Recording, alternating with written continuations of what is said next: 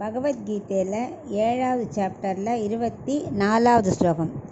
அவ்யக்தம் வியக்திமாபன்னம் மன்யந்தே மாம புத்தயக பரம் பாவமஜானந்தோ மமாவ்யயமனுத்தமம். இப்போ இதுக்குள்ள அர்த்தத்தை பார்க்கலாம். கண்ணன் சொல்லிட்டு இருக்கார் அர்ஜுனன்ட்ட, இந்த அறிவில்லாதவெல்லாம் நான் யாருன்னே புரிஞ்சிக்கலை, என்னோட குறைவில்லாத குணமோ என்னோட ஒப்பில்லாத உயர்ந்த தன்மையோ எதுவுமே அவளுக்கு புரியலை.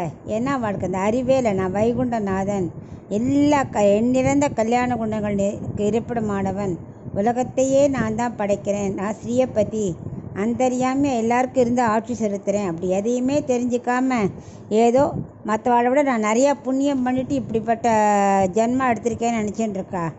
அமானுஷ்யமான சேஷ்டிதங்களாக நான் பண்ணுறேன் இல்லையா, அதெல்லாம் பெரிய புண்ணியத்தின் பலன்னு நினச்சின்னு இருக்கா. இந்த கோவர்தன மலையை தூக்கினது, காளிங்க நிறுத்தம் பண்ணதெல்லாம் ஏதோ தனியாக ரொம்ப ஸ்பெஷலாக புண்ணியம் பண்ணி ரொம்ப ஞானம் பண்ணி இவாள்லாம் இருப்பாள், தவசிகள்லாம், அந்த மாதிரி வந்திருக்கேன்னு நினச்சின்னு இருக்கா.